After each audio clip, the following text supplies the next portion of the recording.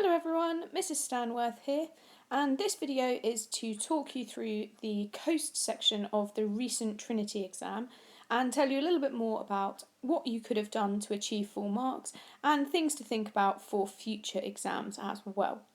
So we're going to start with question number 1, which is this one you can hopefully see just here.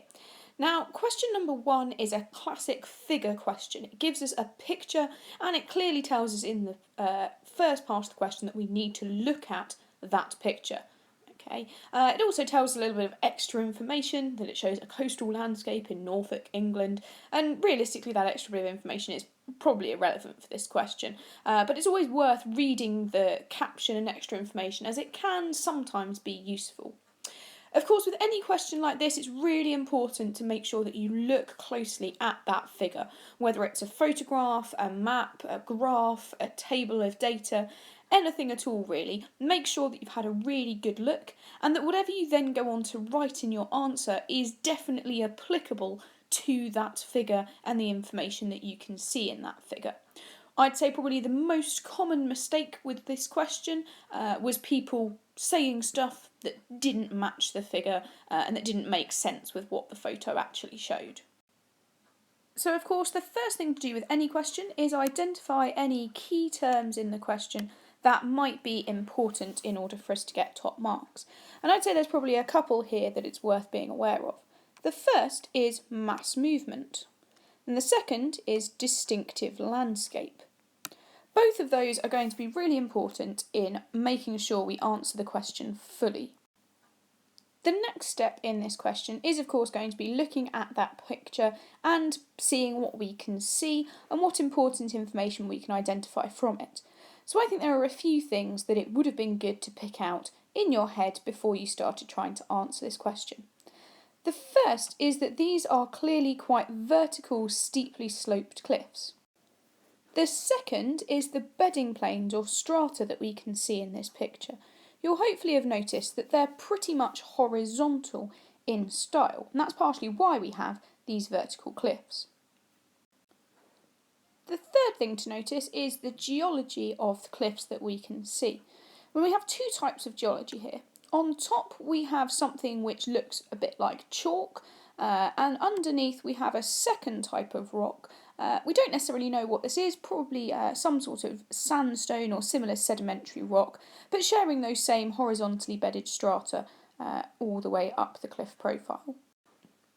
The final thing to notice is the impact that mass movement has had on this landscape. So we can see these piles of rock and debris at the bottom of the cliffs, and that's a really useful clue both for what type of mass movements occurred here and also how it's affected the landscape. So now let's move on to our types of mass movement and think about which one is likely to have occurred here. When we think about mass movement, there are three main types which could occur at the coast. The first is a land or rock slide. The second is a rotational slide or a slump. And the third is a rock fall. Now, if we look at this picture, we can start to work out which of those three types of mass movement is most likely. Landslides, of course, are an option here. We do have some bedding planes that we can see quite clearly, and it's therefore conceivable that material would slide along them. However, rock slides and landslides tend to be more common where those bedding planes are seaward dipping, because of course then removal of the bottom of the cliff loosens the stuff above and easily allows it to slide down that plane. In this cliff, because the strata are horizontal, there's unlikely to be much sliding going on, so we can probably rule that one out. The next one is slumping, and that's an easy one to rule out because it's just not the right type of rock. We know that slumping tends to occur in fairly unconsolidated clay-based cliffs, and that's just not the case here. Slumping also has a very characteristic shape to it, where you end up with material that's slumped along a curved base and often ends up having a stepped appearance, a bit like the diagram I've just drawn. We definitely can't see any of that here, so it's very unlikely that there's been slumping. The third and final option then is rockfall, and that's probably the most likely one that's occurred here, because we can see that the cliffs are made of a resistant, fairly solid rock. Those horizontally bedded strata rule out rock slides, and we can see that loose rock debris on the beach where it's probably fallen down the cliff. So rock fall is our candidate here. So now we're ready to start writing our answer. Rockfall has occurred in this distinctive landscape, and we now need to explain why. So because the waves will undercut the cliff by eroding between the high and low tide marks. This will leave the rock above unsupported, and when weakened by weathering, it will be able to collapse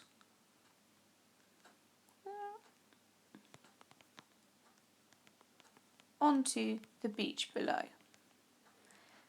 There we go, a nice, neat explanation of how and why that mass movement is occurring. The final part of the question, however, is explaining how that has affected the distinctive landscape shown. And we've already really spotted this when we looked at the picture back at the start. There are rocks that have been added to that beach, and we could talk about how they will later be added to the sediment budget. So let's do just that.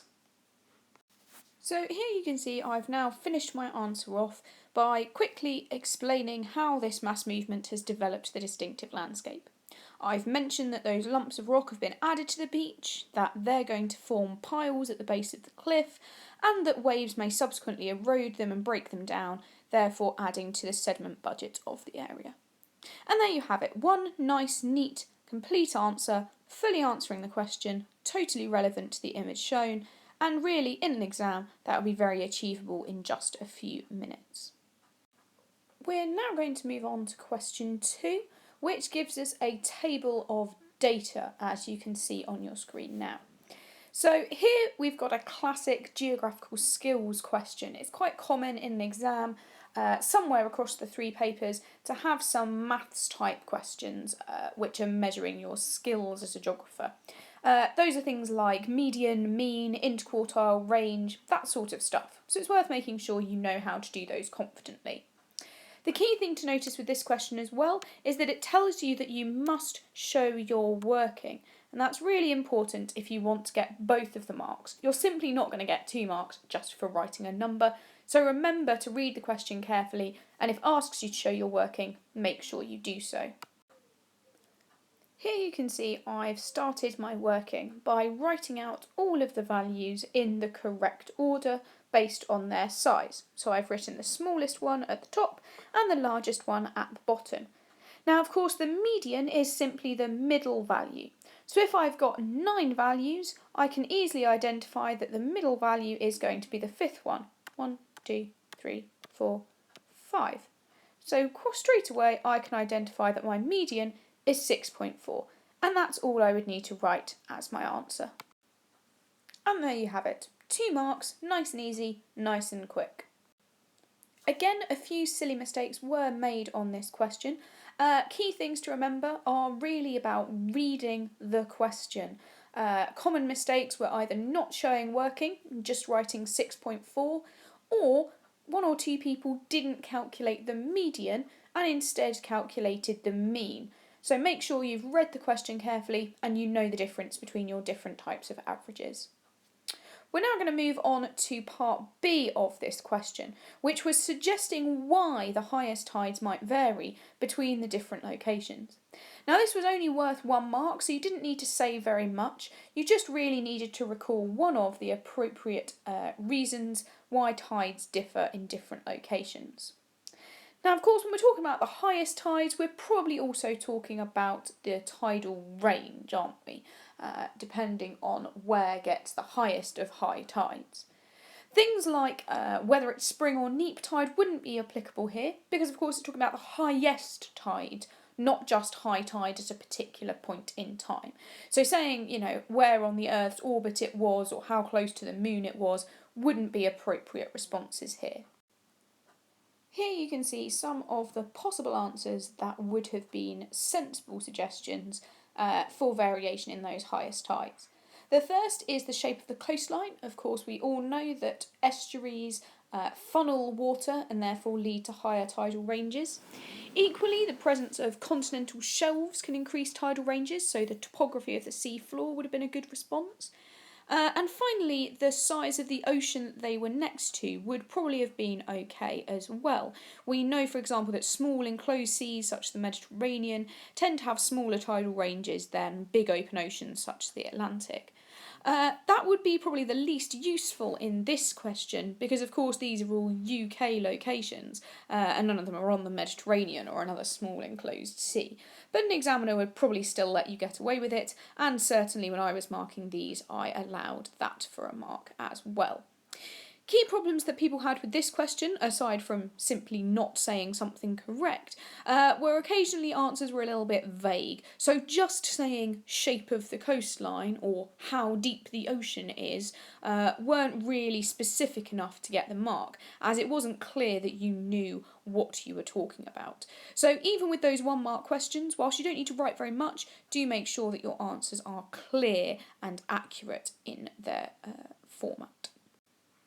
We're now going to move on to question 3, another figure question, this time one with a landform that we need to identify. And we've been asked to explain the role of flows of material in forming landform A. So that flows of material is going to be really important in our answer. The first thing, of course, that we need to do is work out what landform A is, and I hope that all of you could easily and quickly see that this was a tombolo, not a spit, not a bar, but a tombolo. And there were a few people that didn't quite get this right. The question is then asking us to explain how that tombolo has been formed. That's essentially what the question is. It's just been dressed up a little bit to make us talk about flows of material, but that's really just a complex bit of wording that means, broadly speaking, the same thing. We've got to say how that tombolo has been formed. And there are 2 main ways in which tombolos can be formed. The first way that tombolos can be formed is via wave refraction. So here is my mainland and here's an island. And if my waves are coming from top to bottom in my diagram, then they're going to approach the island first. As my waves approach the island, they're going to start entering shallower water. That's going to cause my waves to slow down and bunch up. But of course, those waves out in the open ocean will carry on travelling at the same speed. What that means is that my waves are going to start to bend or refract. And we know about this from when we looked at headlands and bays. As my waves bend and refract around the island, they're going to move sediment around the island, and by the time they get to the opposite side of the island, chances are they're going to be pretty low energy, and therefore they're going to start depositing sediment. There we go, there's some sediment being deposited. Over time, that sediment, of course, is going to build up. More and more will get washed in by those refracting waves, and my tombolo will extend and extend and extend until it reaches the land, forming that strip of sand that we can see in the picture called a tombolo. So that's option 1, and you could have explained that in your answer if you'd wanted to. Option 2 is the slightly more kind of traditional longshore drift model that we're all familiar with. So again, I've got my mainland and my tombolo. Now in this example, we're suggesting that there is a prevailing wind approaching at an angle and that the coastline changes direction, and therefore sediment gets transported in that zigzag pattern out to sea, gradually building up over time, forming what starts off as a spit and then eventually joins the island to the mainland to form a tombolo that way. That's another option and also would have been absolutely fine to talk about. But whichever option we chose, it's important that we talk about the flows of material and clearly explain how they've formed that landform.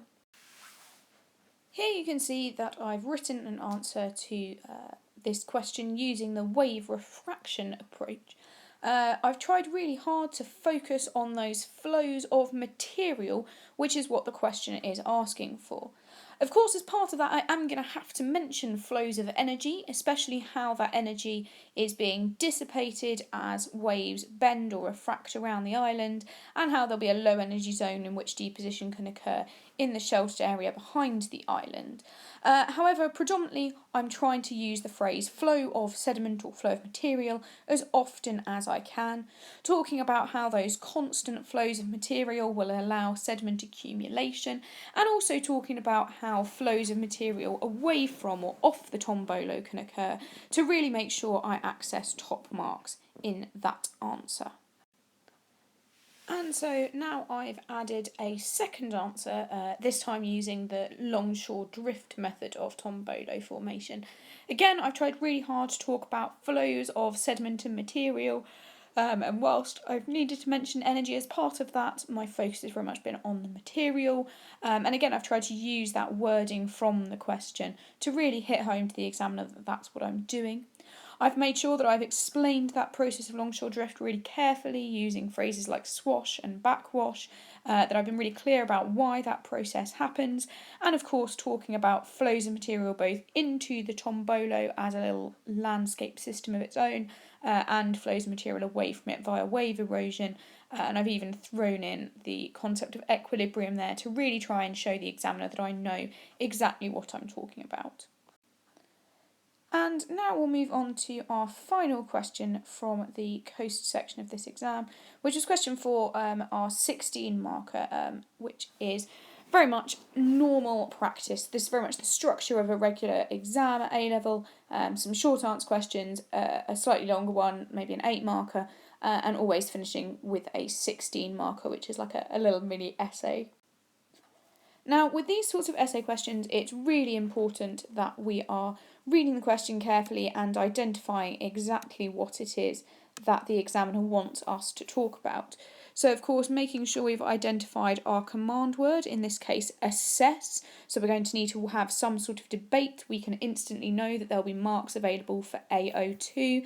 And in fact, in this question, it'll be 8 marks for AO1, which is our knowledge and understanding, and 8 marks for AO2, which is our argument or debate section. So the assess is our clue to that. They're also asking us to think about relative importance, and we'll come back to that in just a moment. Another thing to notice is that they're just looking at sea level rise here. It's actually a really tricky question because it's not talking about sea level change, but just sea level rise. And that's important to note if we want our answer to be really clearly focused and to make sure we don't go off on a bit of a tangent. So the first thing that I thought about when I looked at this question were the impact that sea level rise is going to have on coastal landscapes. And that really boils down to two main things. We've got some landforms that might be created, and we've got some processes that might occur. So our landforms are going to be rias, fjords and shingle beaches, all landforms of submergence, so created by sea levels rising. And our processes, we might get some erosion occurring either at a greater rate or in different places to before, and we're also going to get that onshore movement of sediment, which we know about from when we looked at the creation of onshore bars, such as Chisel Beach, for example. Another thing to consider are the causes of sea level rise. So, of course, we've got isostatic change, which is a localised change in sea level relative to the land, so often caused by land rising or falling, such as under the weight of a glacier or due to tectonic uplift. And then we've got eustatic change, which is a change in the global volume of water in the oceans. So, for example, ice sheets melting and adding more water to the oceans, or thermal expansion. The final part of this question to consider quite carefully is this idea of past, present and future sea level rise, because of course we're going to need to weigh up which of these might be most important or how important they are in relation to each other. Now, in the past, we know that sea levels have risen somewhere in the region of 140 metres since the last glacial maximum some 20,000 years ago or so. When we think about present sea level rise, we're talking about 3.3 millimetres per year. Those are the sort of latest figures. And we know about half of that is due to thermal expansion of water, and the other half is due to melting ice on land. In the future, the IPCC, the Intergovernmental Panel on Climate Change, predicts a rise in sea levels of about 80 centimetres to a metre by 2100, depending, of course, on how much we reduce our emissions by in the meantime.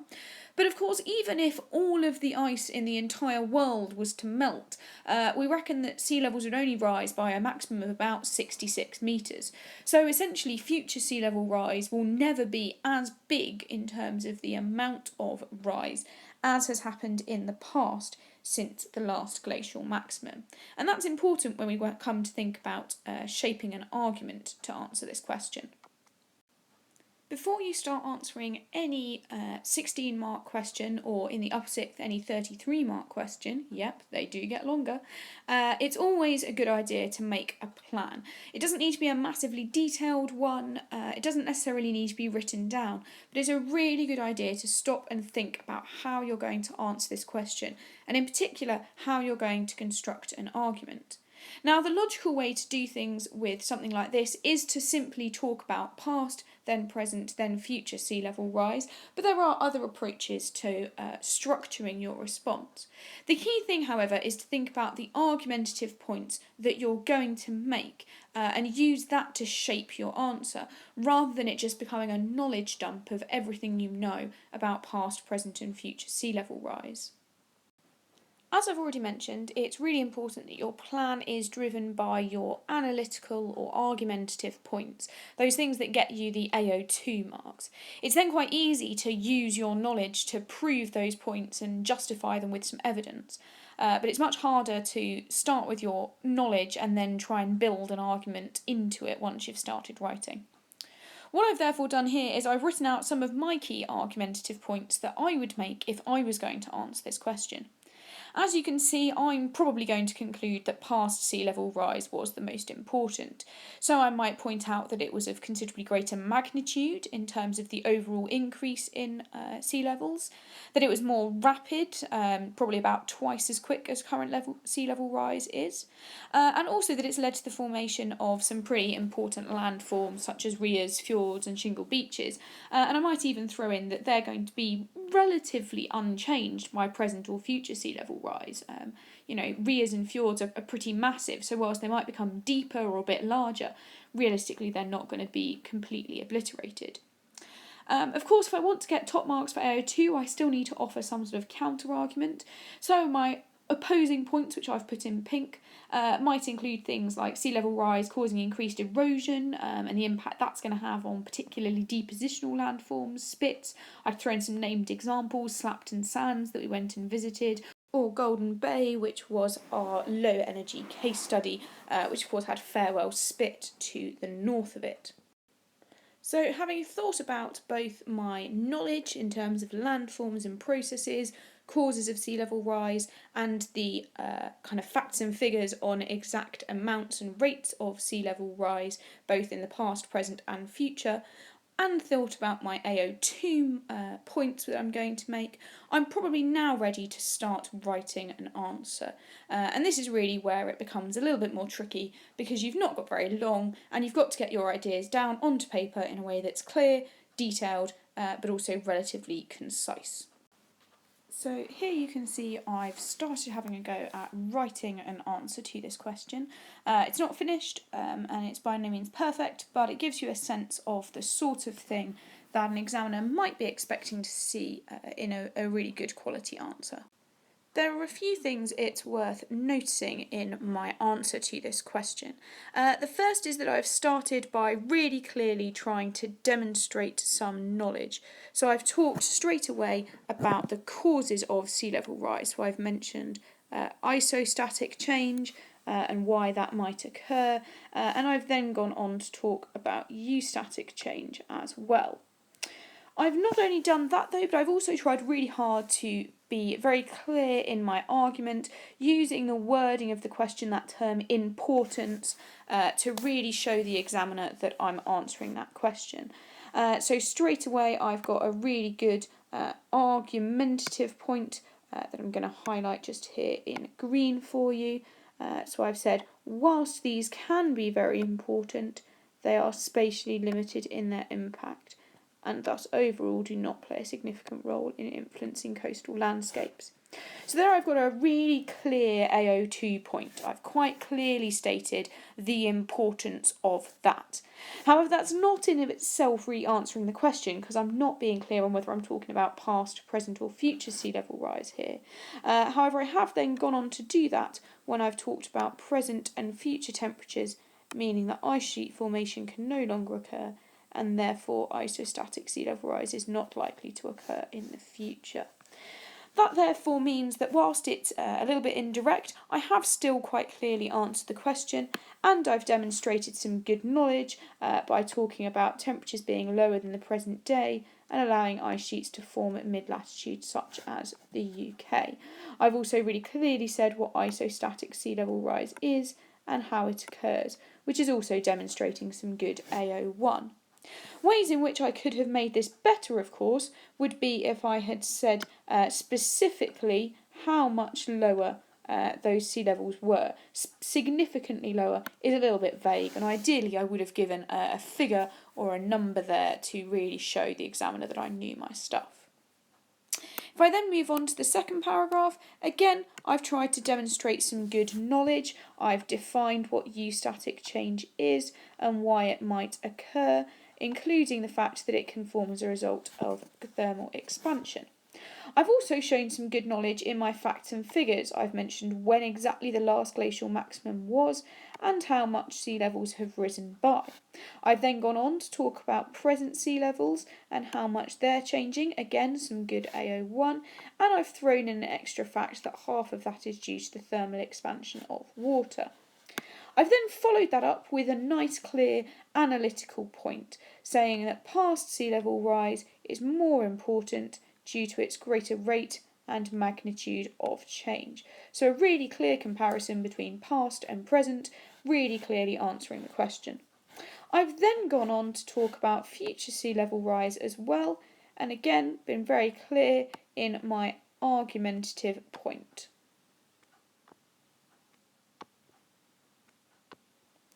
I've also here shown some good knowledge, and I've talked about the maximum possible sea level rise being about 66 metres, because of course there is a limit as to how much ice can possibly melt, because there is only so much ice in the world.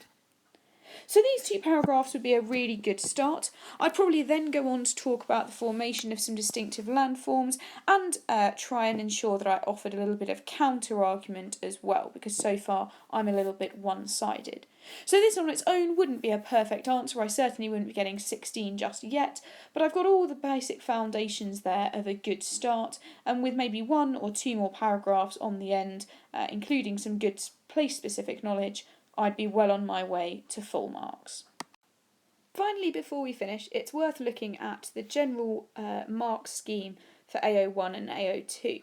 As this isn't a past exam question, there isn't a full mark scheme for this one, but you can look at the general things that they mean when they talk about comprehensive and thorough knowledge. Comprehensive, of course, is going to be the very, very top marks, thorough a little bit below that. So we're just going to look at the comprehensive bit for now. Now for AO1, notice that the examiners are looking for a wide range of knowledge with fully developed understanding and complete relevance to the demands of the question. What that means is whilst you're not explicitly penalised for going off on a tangent, it does make it harder for you to get to AO1. It also shows that you need to know a good range of stuff. You can't just write your answer based on one landform or one bit of sea level rise. You need to be showing a broad range of knowledge and understanding. When it comes to AO2, that's really where your AO1 starts to be quite important, because without good AO1, good factual knowledge, you're not going to be able to develop the clear, developed and convincing analysis that is fully accurate, which are required for top AO2 marks. So people, for example, who started trying to claim that future sea level rise was going to be greater than past sea level rise simply couldn't get top marks for AO2 because it wasn't accurate. Your whole argument was based on inaccuracies. Similarly, your interpretation of your knowledge needs to be fully accurate and convincing. So if you're making connections or drawing conclusions, that needs to be done in a way that is sort of valid and viable. And finally, you need to offer a detailed and substantiated evaluation that offers secure judgments leading to rational conclusions that are evidence-based. So again, if you don't know how much sea level is going to rise by, you don't know how landforms of submergence are created, and you don't know why sea levels are going to rise, you're really going to struggle to reach a rational conclusion because you simply won't have any evidence to justify that conclusion with. In many geography essays, it's really the case that there is no right answer. The marks don't come from what you conclude, the marks really come from how well you argue to that conclusion and how much sense your overall answer makes. So there you have it. That's how you should have gone about answering all of those questions in the Coast section of the Trinity exam and what you maybe needed to do to get top marks. Hopefully you found this a useful little guide. Do feel free to re-watch it, skip through bits that are less useful and re-watch the bits that you need to. And also it's a good idea to maybe think about annotating your own answers to highlight to yourself what you needed to do to get those top marks next time.